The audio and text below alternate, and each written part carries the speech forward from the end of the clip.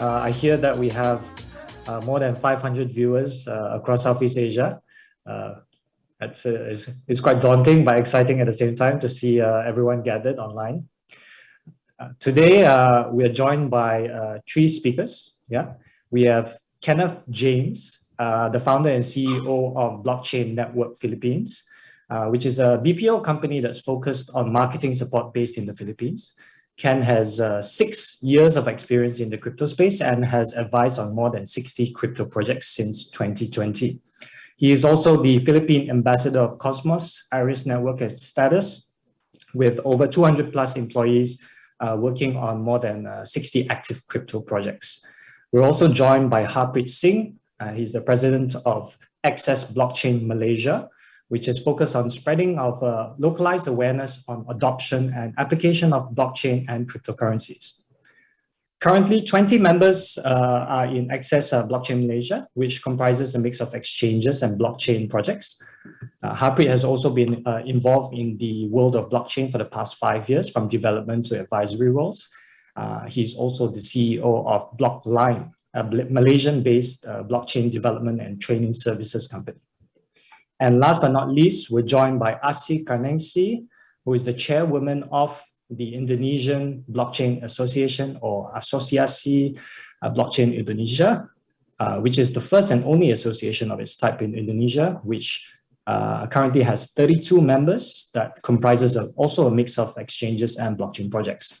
Asih has been involved in the Indonesian Blockchain Association for over 4 years now and brings not just the experience, but also her obsession with staying organized and making everyone's life easier to the world of blockchain and crypto, which brings us very well into the topic of today, focusing Southeast Asia, reimagining business adoption with token economy. As everyone knows, this year has been a year of regulation, and making everyone's life easier and more organized is definitely needed in this space. So we'll be starting with a round of questions, but before then, let me also introduce myself. I'm Wilson Chin from Tokenize Exchange. We are one of the exchanges which are based in Singapore and also in Malaysia as a regulated exchange, regulated by the Securities Commission, Malaysia. And today, as the head of marketing, I'll be moderating this event. Let's jump into the questions, yeah? Okay, question number one. Now, I think this one will be directed to all of you. Probably we'll start off with Asih first. Could you share what's your sentiment with our token economy in this part of the world based on the current ecosystem and market environment as well? So just give a bit of sharing on what's going on in your respective markets. We have 3 countries on the call today. Right. Sure. Thanks, Wilson, for the question. So yeah, I'm going to start with the data of the significant increase of the crypto assets market in Indonesia. So our government has noted that the transaction value of crypto assets in Indonesia has reached more than $59 billion in 2021. So with average growth around 16% per month. So the value has skyrocketed by more than 1,000% compared to the previous year. And as of last February, the total crypto investors was more than 12 million souls. So I'm sure the increase in number of transactions is inseparable from the government support toward the ecosystem. And from the data, we can see that the interest of Indonesian toward crypto, a lot of projects are developing utility tokens, offering values of this economics to functions without the need for intermediaries and third parties. Although I have to say, in Indonesia, we are still in an early stage of getting into tokenized economic interactions, where on one side we're developing, on the other side, we're doing more educations on this matter because we already have a good foundation where crypto assets ownership in Indonesia was among the highest globally. So as many investors in the country look to digital assets as a protection against future inflations. But I also see this shows that crypto values have exceeded far more than just investment tools into something that is actually bigger than just investment tools. So yeah. Great answer. It's actually really interesting what's happening in Indonesia now. There's a lot of developments happening. We'll get into that later. It's a piece of news that I just read this morning, which was quite big. But let's move on for this same question to Harpreet. Hello, guys. First of all, definitely before I get into the question, I would like to say thank you to CryptFest for actually inviting me for this panel. So talking about the sentiment in this space, I will say that we can actually divide it between the industry and the government. So towards the industry, the sentiment has been really positive. We can see like a lot new types of use cases, a lot new types of projects is being proposed at this particular time. So when you look into crypto and non-crypto use cases, both are actually at the moment growing in the space. We have a lot of companies who currently, even in the bear market, who are building new sort of crypto use cases. And at the same time, a whole new set of use cases being developed in the enterprise blockchain solution side, especially in the traceability. We are seeing like few new companies that are popping up in the space. And then we are starting to see more in the financial side, the fintech side, that more companies are actually planning to go up and use blockchain as the backend for their financial services, and even try to expedite financial services by using smart contracts as services, right? So we start seeing a lot of positive sentiment from the industry. I think from government side and from policymakers, there has been a very positive sentiment. That's the reason we have multiple policies being adopted so far. But I think there is still some catching up to do, because the industry is faced at the speed that the industry is actually moving forward and it's actually demanding for changes. I think the policymakers and government is not able to adapt to that.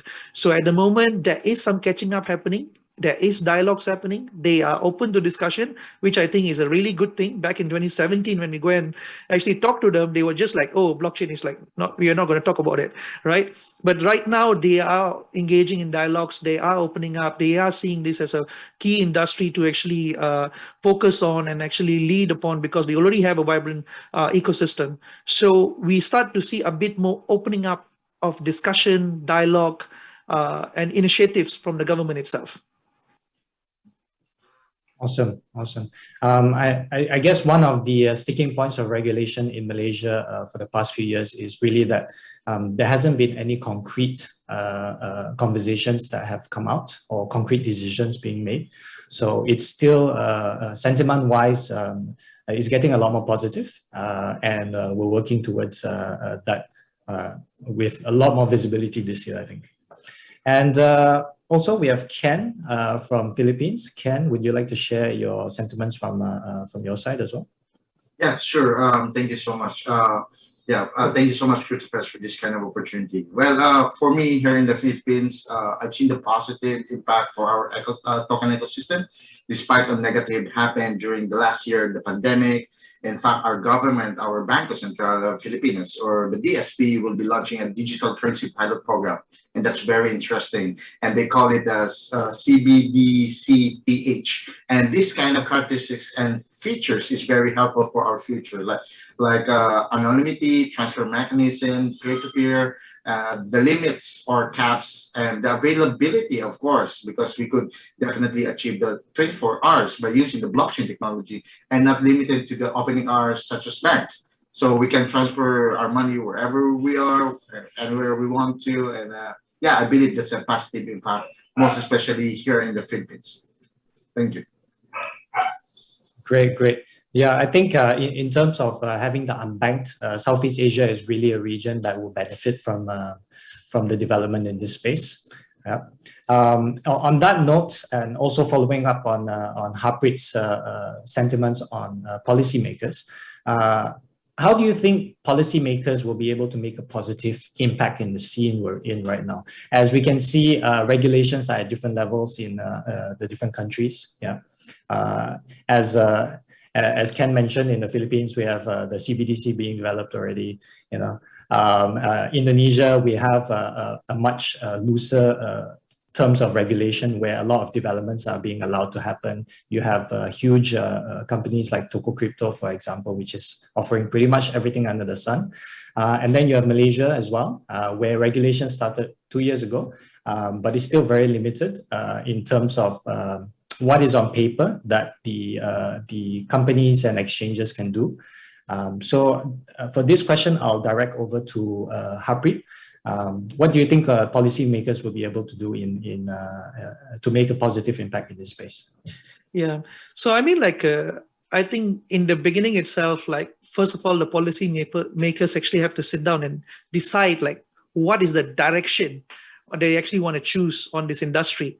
I think blockchain and crypto, although Malaysian regulators treat it as two separate things, right? Industry treat it as one thing, right? It's something that actually, what they call, complements each other. And that's how the industry has been growing so far, right? But overall, I think there has to be a very clear direction that what exactly is our vision, what are we trying to achieve in this industry.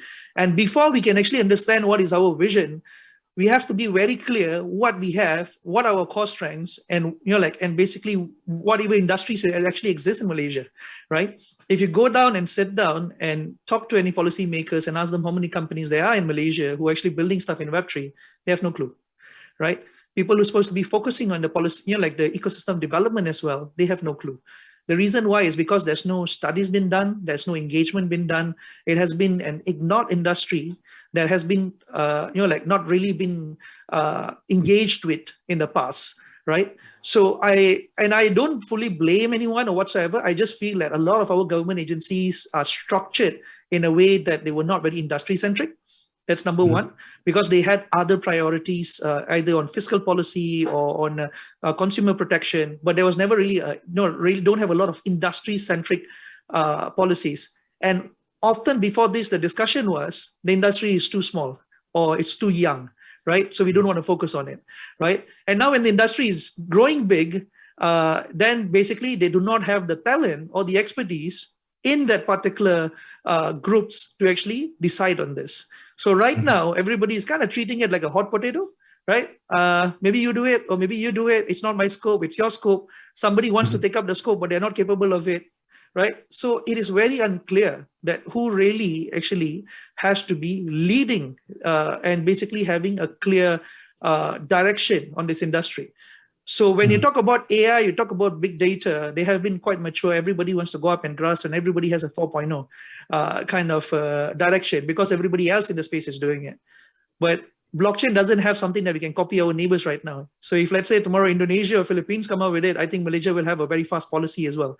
But since nobody else is doing it, I think Malaysia likes to be the second mover learning from somebody else right now. I think that is what traditionally we try to do. But I think this is somewhere Malaysia has to think differently. First of all, clarify who is going to do what in this space and who's going to focus on, let's say policy making, who's going to focus on industry development, who's going to focus on talent and all the other prospect of this industry, and have a very clear vision what we want to achieve in this industry, right? If you want to play the game right? We play to win it. Don't basically go up and just be in it for the sake of being in it. Right. So that's, I think, a position that Malaysia should hold next. Right. And because I'm more familiar with the Malaysian market, having interacted with you as well in this space, you do have a lot of conversations with the policymakers. Taking into account that it will be some time until the regulators can kind of make that kind of direction that you've suggested. Why isn't there a sandbox environment in Malaysia that is allowing for things to happen until regulations catch up with the conversation? Actually, there is 3 sandbox in Malaysia, right? Which also include blockchain already, right? But the problem is none of the Web3 companies are going there because they don't bring you any benefit, right? There's not a lot of expertise that are already available. So when you go into the sandbox, you are asking for policy, right? Are you falling in under any policy problems, or any other policy challenges? Can you be fit into any existing policies? You need somebody with policy expertise to come in and guide you, which we don't have, because nobody is able to work with the policymakers and basically decide on new policies for the particular industry. That's one. Number 2, nobody is able to guide you on technology, right? So in this case, deciding who is able to come in and guide you, like which is the right technology to use, which is the right compliance method to use for my use case, which is the right way to de-risk in this model, right? So all of those don't happen. And number 3, funding, right? Why should I go and join this, they call this accelerator, and be limited in my options limited in terms of my the type of solutions I can do when I can just go up and register somewhere else, raise money from the crypto industry, and build and test my startup much faster, right? So that's one of the reasons. It's not that nobody tried. There's actually multiple startups who actually took this route, and we can see them in the Death Valley, I will say, because a lot of them didn't survive. The ideas didn't grow in this direction. And because there was no clear decision on how do you want to actually grow this industry, how do you actually want to focus on helping the startups to be local champions of blockchain per se, right? And reason why is because they don't have anybody in the team itself who actually even understand the space, right? So everybody right now knows that they need to do something in blockchain, but you ask them the question, what is blockchain? They won't be able to answer it. So that is the reality of the situation. So the first thing first, every single government agency who's interested, start doing training in-house, train a team, or hire somebody who's able to do it, right? Build capabilities in-house before talking about it or before even thinking that you want to do something on blockchain. Don't start giving false promises, in my opinion. Yeah. Right. So we have 500 over viewers here today. Anyone who's interested in taking up that challenge, please do send me your resumes. We do definitely need more talent. But on that note, bringing what I was reading about Indonesia this morning, I might be a bit late on the news, but exchange Pintu, the exchange Pintu received $100 million in capital injection. Yeah. That's right. Yes.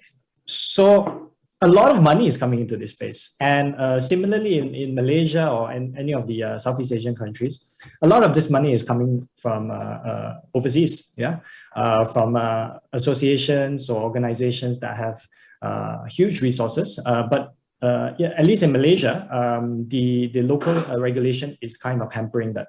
What's different in Indonesia, Asih? Why is it so vibrant over in Indonesia, and how has policy making affected this? Right. So just let me share with you a little bit about the crypto policy and then also the policymakers in Indonesia. So tokens are still not permitted as payment instruments, but companies are welcome to buy and sell tokens as trading commodities in Indonesia. So since 2019, crypto trading in Indonesia has been officially overseen and regulated by the Community Futures Trading Regulatory Agency, or we call it Bapepti. So it's a body under the Ministry of Trade. Which this governing body is in charge of vetting, documenting, approving companies and commodity items allowed to be traded in Indonesia. And as of 2021, we have a wide list of coins of permitted crypto tokens that includes 229 crypto, including popular assets such as Bitcoin, Ethereum, and so on. So these items are permitted based on Bapepti's own faithing methods, considering market capitalization rankings, as well as security, background checks on the development teams, blockchain system management, development roadmaps, and variable success metrics. So as I said before, I think the policymakers certainly have played a great role in public trust on not only digital assets, but also blockchain development.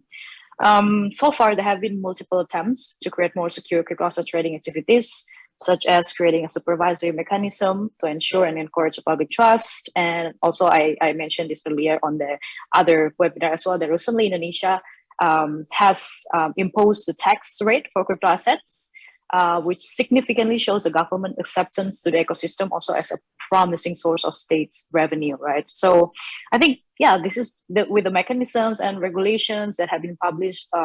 Hopefully, this is how the government and the players in Indonesia could work together, ensure that every transaction is legally regulated and safe for investors in Indonesia. But again, there's much work to be done in Indonesia and across the globe as well, I think, as the revolution explodes. But the bases are formed, and we can see that the growth has begun. And it can only get bigger and brighter from here, I think. Great. Thank you, Asih. Now, you mentioned tax rates being one of the key parts of regulation. It definitely signifies that the government is serious about putting into place proper regulation for this. But at the same time, it is a bit of a double-edged sword. We have countries like Estonia, Malta, Australia, and Switzerland who has much more favorable policies or kind of benefits towards the blockchain and crypto economy. Making them very blockchain friendly for new companies, new businesses. How do you believe Southeast Asia could be doing better to get at the forefront of this for blockchain and crypto entrepreneurs? I'll direct that to you as well, Asih, because as in mind with that. Yeah. Okay, I think specifically in Indonesia, I think the use of blockchain is enough to attract the attention of the blockchain community engaged in agriculture, micro, small, and medium enterprises, financial sector. Like, for example, Indonesia is the second largest in the world after Brazil as an agricultural country and biodiversity land.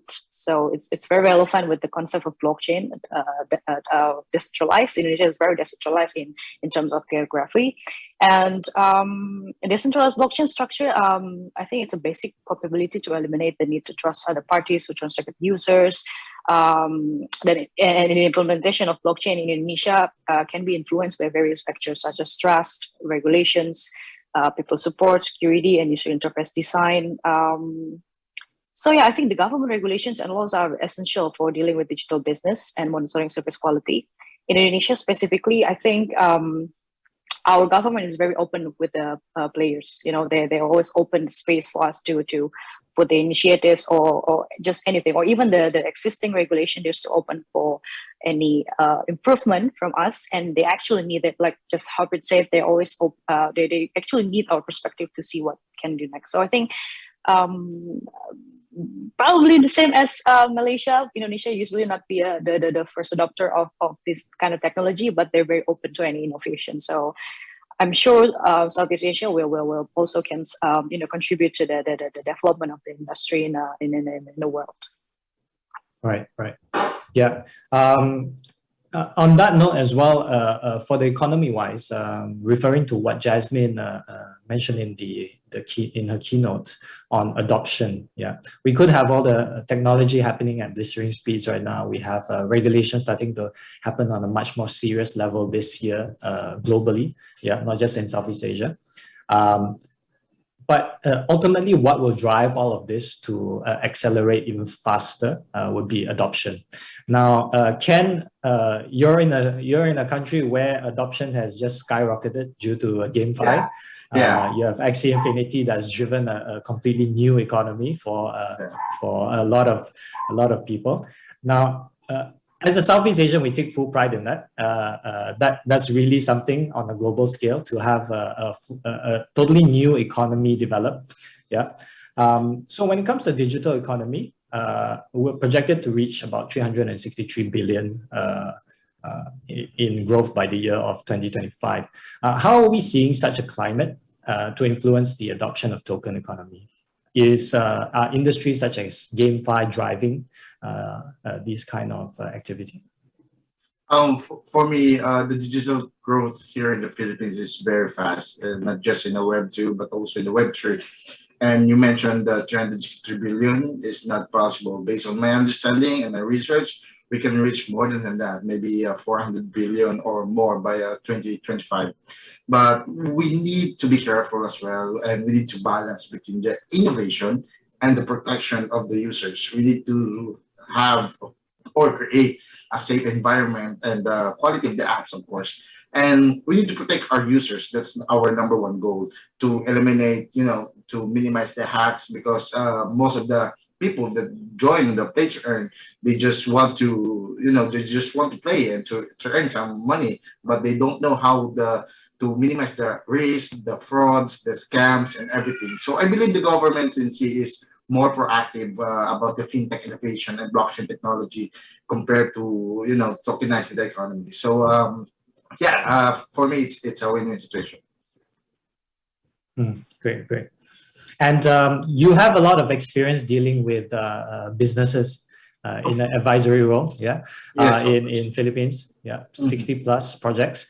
Of course. In your point of view, what can we do to encourage more Southeast Asian entrepreneurs? What kind of issues or roadblocks are you seeing when people start up projects, for example? For me, what we can do to encourage more C entrepreneurs? Well, for me, I will personally inviting them to join us, of course, in CryptoFest on this kind of event. And it's really helpful. Either they are in a Web 2 or Web 3 or from different countries, not just in C. It doesn't matter because we are here to bring something new to our future. Of course, there's a play to earn now, there's move to earn, there are tons of games upcoming. I love to do brainstorming to do to those see entrepreneurs and to add value to our people because one of our goal in the main page is to focus and bring back what the people wants and needs and everything. So it gives back the power to the people, and that's the blockchain itself. So if you're big investors that want to shift into crypto space, please, for me, of course, the DYOR, do more research, or if you could hire some agencies or a crypto company that could help the project go, why not? And give you some advice to prevent the risk and minimize your job. And for me, that's a win-win situation. Right, right. What is the number one kind of obstacle would you say new projects have? Is it more from an education level or is it more of a regulatory level? Number one, for based on my number one is budget. Because budget, you know, okay. yes, budget. Because you know, so someone wants to have like a times 100 or times like growing as fast in social medias without a budget, and that's, you know, that's really bad. When it comes in business, you know, that's very important. You need to set up the budget. What will be the ICOs, the best launch pads that you need to become our friends, or what will be the guilds and everything. So it depends upon the situation. Again, your business is useless without audiences. So why not we focus on the audience first before the price and everything? Right, right. Thank you. Now, Harpreet, let me get you on this as well. What do you think is the major stumbling block for crypto or blockchain projects trying to get off the ground or trying to run your operations in Malaysia? Okay. So I think, first of all, disclosure, a lot of my projects are actually not Malaysian, right? A lot of customer base that I get is actually often abroad, you know, like either in Asia or either somewhere in the Western market. But in terms of the Malaysian projects, the biggest challenge is always clarity, right? Well, how do you structure? Can I even structure? Will this be legal? Will this be illegal? Right? So in this case, clarity is a huge challenge because a lot of business models that you're trying to experiment does not exist, and you're like, and doesn't have clarity that it's going to be breaking any sort of a law, right? So that's why a lot of consulting companies come in handy. So like we have a lot of legal consultancies and all of those that has formed up over the years in Malaysia that we work closely together to come in and actually support this. So how we work on Blockline is that we actually leverage a lot of our friends and partners. So we know that this particular project is going to have these issues, right? Is it going to have an issue of building community? Is it going to be having an issue of raising funds? Or is it going to have an issue of regulatory clarity? Or will it have an issue of structuring, right? Different projects will have different kind of challenges. And in this case, we leverage the community. We kind of build a very working together kind of community where whenever the project comes up or somebody new is trying to build it, so we already know if you want what they call some sort of regulatory clarity, where do you go, right? If you need some advice on money or on funding, where do you go, right? So a lot of the projects in Malaysia are actually quite a good number of them are thriving quite well globally, right? Mm-hmm. Because Malaysia has a lot of our projects are not local first, they are global first, right? Malaysia has a very small market to consider going up and trying to, you know, like adopt in the Malaysian market. A lot of our projects are basically trying to compete on the global level, and they actually have succeeded quite well on that level. Notably, of course, would be Gecko, Etherscan, you know, like this will be like among our biggest names and the most notable names. Actually, we have many more projects that are actually forming up from Malaysia. They might be DeFi, AMM, fundings, NFT platforms, market spaces, right? That are actually growing and becoming global products, and they're growing quite fast. Right? I think the biggest issue that everybody keep asking me, or the questions are being diverted, is clarity.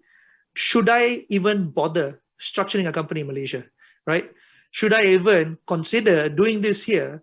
Because I'm Malaysian, I love this place, I want to do something here, but I can't move at the speed of whatever our policymakers are moving on, right? Mhm. So the industry is going on what they call jet speed.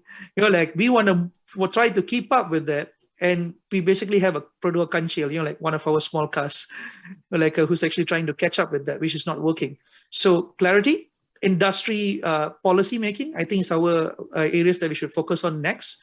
And next, I think, is investment. I think we have a different challenge here, right? So Malaysia is quite globalized, right? A lot of our startups are able to move on to other countries, move on to like European market, to American market, tap into their VC funds and bring back money, right? Yeah. So that has been one of our strong suits. So a lot of the startups I see, a lot of them are actually raising funds. A lot of them actually managed to raise some funds or some grant money to get kickstarted. When I go in Philippines or I go in Indonesia, a lot of the projects are not able to get the seed capital, right? So and a lot of them are not able to grow that area, like in that particular area. So our situations right now, if we can just tweak a bit of that policy, just tweak a bit more of that regulation and have more agile regulation and industry-centric regulation per se, I think we have a very good chance in competing. But if you look into Malaysia trying to build product for just Malaysia, we have no industry. Yeah. Sounds like a very diverse set of situations across Southeast Asia. Sounds like maybe it's a good idea if all the regulators in the space kind of combine together into one entity. That would solve a lot of problems. But that being said, the regulators have an uphill challenge in regulation, of course. It is a very, very fast space that is moving, and the sentiments and volatility in the market doesn't help as well. I'll just show you one more question before we get back to all of you to close off this session. We actually have a question from a live viewer because you do interact with a lot of international parties, Harpreet. What do you think of the bearish sentiment in crypto as well as NFT? Yeah, I mean, if you look into it, it's bearish across most of the market, right? Most of the markets are actually facing the same challenge because we are facing a perfect storm between a wartime scenario. We are facing supply chain crisis. We just went through a health crisis, right? A lot of people, are very afraid of putting their money into new assets and then plus the Luna debacle kind of like really killed a lot of confidence in the market. And at the same time, now I think the next is going to, be a reason for a lot of regulators trying to push in for more curbs in the market as well, right? So basically, Luna gave them a fighting point, right? But generally, I am usually being in the space and looking into multiple up and downs and looking in the industry because I'm literally traveling every month to a different country, right? I just got back from States, Amsterdam, Istanbul, and a few other places, going up and seeing what are they doing in their country and what they're trying to develop. I have never seen this high momentum in the last 10 years in crypto. Okay. So 3 years ago, there used to be like 1,000 people in Denver.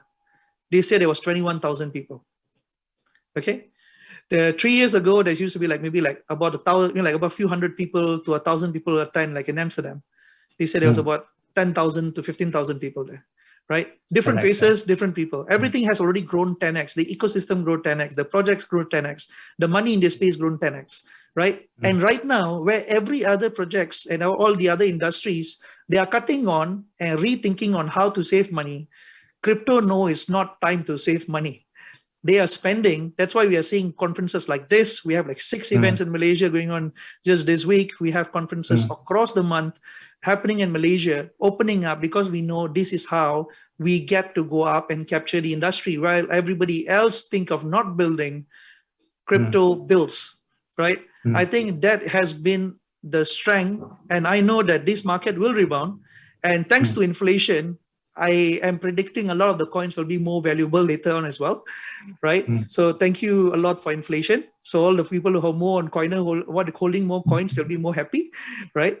But generally saying, I am quite bullish on this particular sentiment. But we need all the other forces to basically be a bit to stabilize. We don't need another war. We don't need a continuation and prolonging of the war. We need stability in the supply chain market for it to actually reduce prices. Because right now we are not only seeing crypto or all these markets having issues, we are seeing some nation states failing, right? Yeah. Sri Lanka is going through crisis. Pakistan is going through crisis. All of the money are being crunched out from there as well, right? So all of those has to kind of balance out on the end. But the other side, crypto market will, if it continues with the momentum, most likely will grow. Okay. All right, great. That's some great insight from Harpreet. Just to cap off, we'll end this session with a piece of advice to each and every viewer out there who are interested to explore implementing blockchain into their existing businesses, or who are looking to start a blockchain business. As Harpreet pointed out, the space, yes, it's down right now. You can see the markets come down all over the world, but this is really an opportune time to continue building. Yeah, this is where we build, and happy days will come again. Yeah. So I'll start off with Asih first. Can you give one key piece of advice to those out there? Sure. I think, as Harpreet said, there's a lot of ups and downs in the industry. But again, this is something like we face, I think, every year as well. And as a native people in the industry, I think this is something that it's not a new thing. It's not news, right? So yeah, I think we just go for it. And some challenges have Ken and Harpreet also mentioned about the budget, and then the other challenges as well. But I think also it's quite important is the talents, actually, especially in Indonesia, that blockchain talents, like blockchain developers. Whenever I met with the blockchain developers, they usually already do like 2 to 4 projects. So that's, I think, also something that we can see, creating something of kind of a talents pool to support the industry to even develop even more. All right, develop the people. Harpreet, back to you. What are your words of wisdom? I think I do agree with what Asih just said, that talent is the most crucial part. That is our Southeast Asian strength compared to any other region, actually. We have a huge population of young people who are quite technical in the space, who are hungry to learn, who have the right incentive to basically go up and pick up and go through these highly complex ecosystems because they know they can earn a higher wage. This is our key strength area. Talent and talent development has to be our key focus area to attract investment, to invest back into the infrastructure of the country. And what we require right now is some small tweak in policies and a little bit of clarity and a bit more of acceptance and dialogue, right? So I think that sums up, not just for Malaysia, is the whole Southeast Asian scene right now. And I do agree with the earlier discussion, maybe they should sit down and work together on this, and basically work out, maybe next ASEAN dialogue should have a subtopic on this, basically talking about how they can navigate through crypto, right, and blockchain in ASEAN, and how can they build policies that complement each other complement all the industries in this country. Because if we do it together, it will actually allow us to grow much faster and actually go up and dominate this industry. We are 1 billion people together. Right, I hope someone's listening out there. Yeah. And last but not least, Ken, you've advised a lot of companies. You are in a space where BPO is a leader, even globally. What is your key piece of advice? For me, is love what you are doing, and again, blockchain is the technology. So it's like the internet a few years ago. So this is the future. So you need to check it out, learn from us, learn from Harpreet to Asih, to Wilson, learn from those experts. If you can't, since we are a BPO, then just let us know, and we can build something that is different or unique. And for our people, always focus on the people, focus on the community, and and that's let's build the history that you've ever seen before. So I'm looking forward on this one. Looking forward to it too. Thank you everyone for a great discussion. Thank you for sharing your thoughts and insights and knowledge. And also thank you to organizers for putting this together. Enjoy the rest of the event to all the viewers out there. I hope you've enjoyed this session. Thank you so much.